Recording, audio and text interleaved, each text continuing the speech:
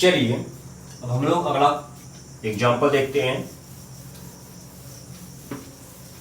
ठीक है, अगला एग्जाम्पल थोड़ा सा हल्का सा अलग है, लेकिन जितने डिफरेंट टाइप के क्वेश्चन पॉसिबल हो सकते हैं वो सारे एग्जाम्पल मैं करवा दे रहा हूं आपको।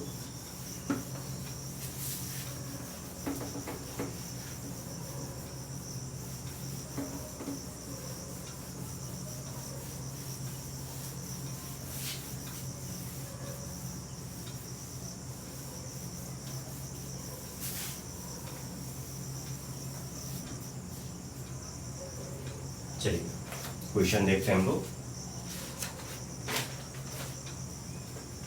फोर्थ है आपका,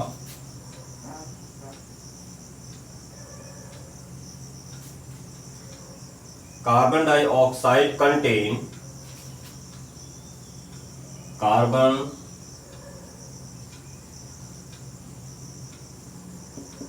dioxide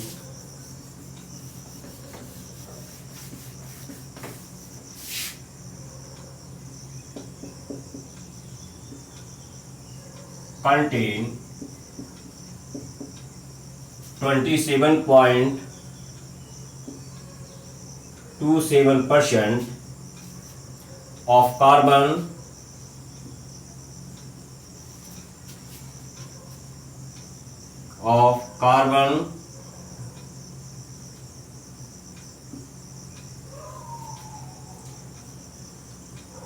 carbon disulfide contain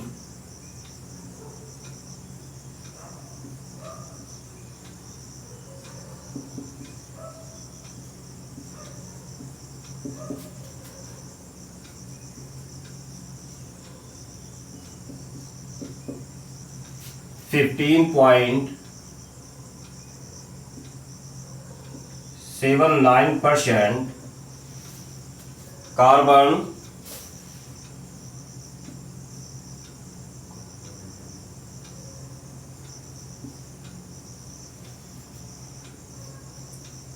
and sulfur dioxide contain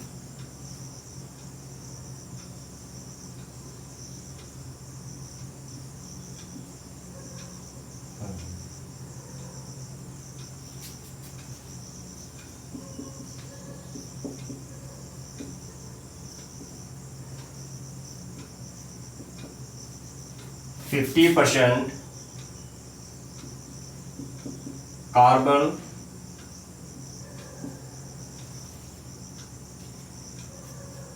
full stop. Are these figure in agreement with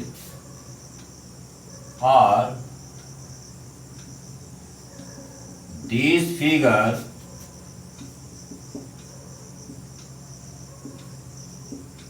in agreement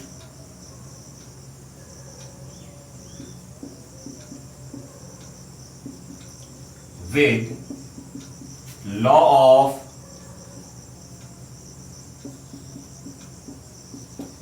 reciprocal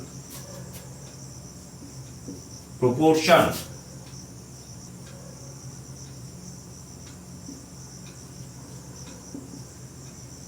देखिए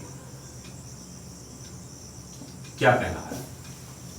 कह रहा है कि आपके पास 3 कंपाउंड है, कार्बन डाइऑक्साइड, कार्बन डाइसल्फाइड और सल्फर डाइऑक्साइड।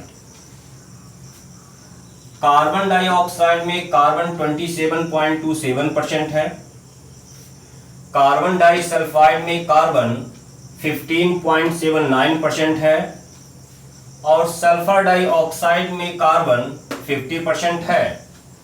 तो आपको ये देखना है कि क्या ये जो गिवन फिगर है ये लॉ ऑफ रेसिप्रोकल प्रोपोर्शन को सेटिस्फाई करता है या नहीं। तो सिंपल सी बात है, क्या दिया गया है, 3 कंपाउंड दिया गया है। कार्बन डाइऑक्साइड, इसमें कार्बन है आपका 27.27% और ऑक्सीजन कितना हो जाएगा 100 माइनस 27.27 यानी कि आपका आ जाएगा 72.72 0.73%। ठीक है। अब भाई अगर कार्बन 100% है और उसमें 27.27% कार्बन है तो ऑक्सीजन कितना हो जाएगा? 100 माइनस 27.27, यही तो हो जाएगा।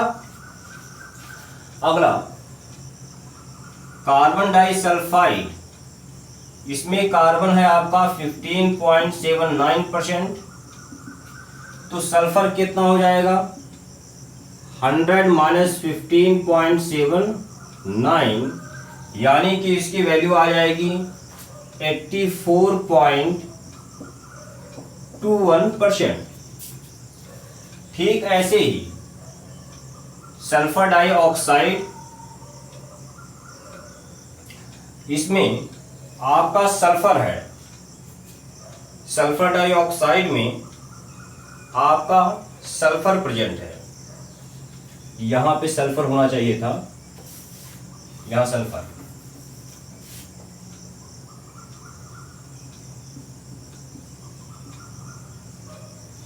सल्फर है 50%, तो ऑक्सीजन कितना हो जाएगा? ऑब्वियसली 100 माइनस 50 यानी कि 50%।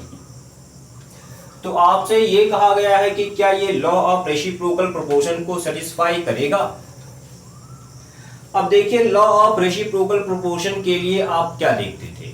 सबसे पहली बात कि 3 एलिमेंट होने चाहिए और उन तीनों एलिमेंट से 3 कंपाउंड बनता था। तो ठीक है, आपके पास क्या 3 एलिमेंट हैं? एक कार्बन है, दूसरा ऑक्सीजन है, तीसरा सल्फर है। इन तीनों कंपाउंड में कुल 3 टाइप के एलिमेंट हैं। ठीक है। अगला क्या देखना होता था कि कोई 2 एलिमेंट किसी तीसरे एलिमेंट के फिक्स मास से कंबाइन होकर 2 अलग कंपाउंड बनाते थे, यही करते थे। लेकिन इस क्वेश्चन में देखिए, इसके बारे में मेंशन ही नहीं किया गया है कि वो कौन सा एलिमेंट है जिसका मास फिक्स लिया गया है। और जब ऐसा क्वेश्चन आपके सामने आ जाए कि 3 कंपाउंड के बारे में बता दिया जाए, ये ना बताया जाए कि वो कौन सा एलिमेंट है जिसका मास फिक्स है, तो ऐसे केस में आप क्वेश्चन को कैसे अप्रोच करोगे? ऐसे केस में आप कोई भी 2 कंपाउंड चुन लीजिए, या तो ये दोनों चुनिए या ये दोनों ले लीजिए। ठीक है, या ये दोनों ले लीजिए, कोई भी 2 कंपाउंड आप ले लीजिए। उन दोनों कंपाउंड में किसी एक एलिमेंट का मास फिक्स कर दीजिए और उन दोनों कंपाउंड में उस एलिमेंट के फिक्स मास के रिस्पेक्ट में दूसरे एलिमेंट्स का मास पता कीजिए और फिर उन दूसरे एलिमेंट्स के मास का रेशियो पता कीजिए। ठीक है, दिखाता हूं मैं आपको। जैसे मैं सपोज करता हूं कि CO2 और CH2 में कार्बन का मास फिक्स है। इसका मतलब यह है कि मैं ये एज्यूम कर रहा हूं कि जो ऑक्सीजन है कार्बन के फिक्स मास से कंबाइन होकर CO2 बना रहा है और सल्फर कार्बन के फिक्स मास से कंबाइन होकर CH2 बना रहा है। ये मैं एज्यूम कर रहा हूं। मतलब ऑक्सीजन और सल्फर ये कार्बन के फिक्स मास से कंबाइन होकर CO2 और CH2 का फॉर्मेशन कर रहा है। साथ में ही यहां जो सल्फर है ऑक्सीजन से कंबाइन होकर आपका SO2 का फॉर्मेशन कर रहा है। अब देखो, इस CO2 में और CH2 में कार्बन और ऑक्सीजन का मास रेशियो यहां पे, कार्बन और सल्फर के मास का रेशियो यहां पे आप फाइंड आउट कीजिए। तो देखो, mass of carbon in CO2 ratio mass of oxygen in CO2 कितना हो जाएगा? आप कहोगे कि 12 × 32। लेकिन ध्यान देना, जब भी मास परसेंट के टर्म में ऐसा क्वेश्चन आए तब आप ये जो गिवन वाला मास परसेंट है इसको कंसीडर करोगे। मतलब इसका मतलब ये हुआ कि आप ये कंसीडर करोगे कि CO2 के 100 ग्राम में 27.27 ग्राम कार्बन का है और 72.73 ग्राम ऑक्सीजन का है। ठीक ऐसे ही CH2 के 100 ग्राम में 15.79 ग्राम कार्बन का है और 84.21 ग्राम सल्फर का है। और ठीक ऐसे ही SO2 के 100 ग्राम में 50 ग्राम सल्फर का है और 50 ग्राम ऑक्सीजन का है। मतलब यहां से परसेंटेज वाले से जो मास आएगा आप उसको कंसीडर करोगे। तो लिखो, कार्बन का मास कितना है 27.27 रेशियो, ऑक्सीजन का मास 72.73। इसमें निकालते हैं mass of carbon in CH2 ratio mass of sulphur in CH2 कितना है। CH2 में देखिए कार्बन का मास 15.79 है रेशियो, सल्फर का मास है 84.21%। ठीक है, अब आप देखो कि इसका मतलब ये हुआ कि CO2 में जब कार्बन का मास 27.27 है तब ऑक्सीजन का मास 72.73 है। और इसका मतलब ये हुआ कि जब CH2 में कार्बन का मास 15.79 है तब सल्फर का मास 84.21 है। लेकिन आपने एज्यूम ये किया है कि CO2 और CH2 में कार्बन का मास फिक्स है, यानी कि सेम है।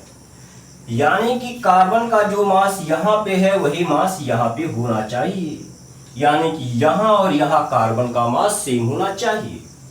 लेकिन आप देखो यहां पे कार्बन का मास 27.27 है, यहां पे है 15.79, यानी कि दोनों को सेम करना होगा।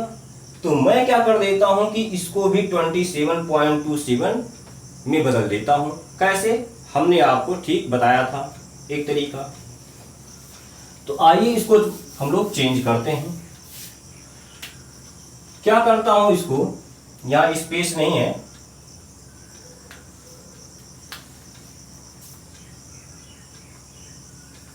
यहां लिख देता हूं mass of carbon in CH2 ratio mass of sulphur in CH2।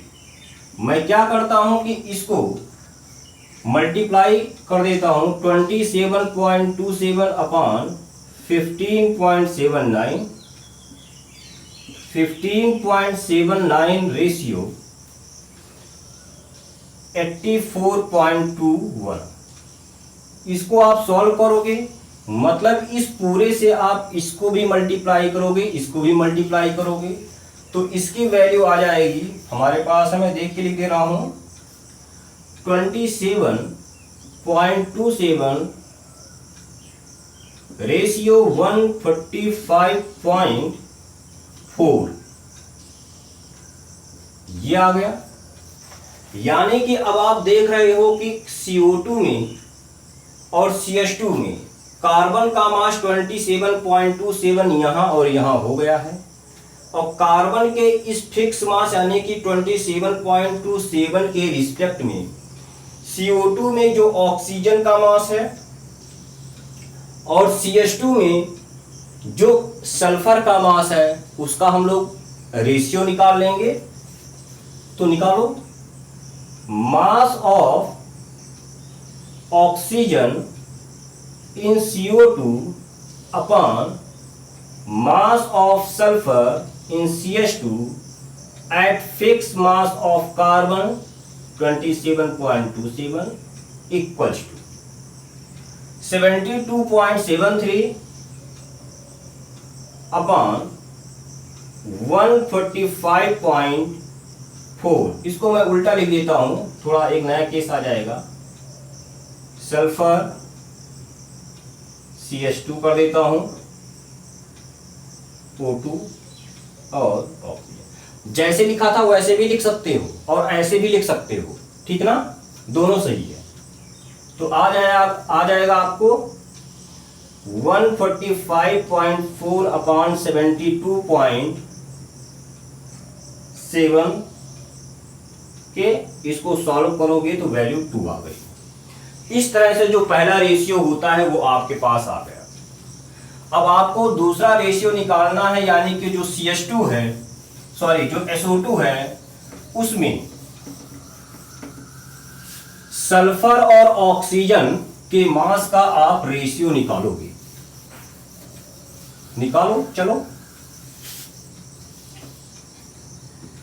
SO2 की बात करो,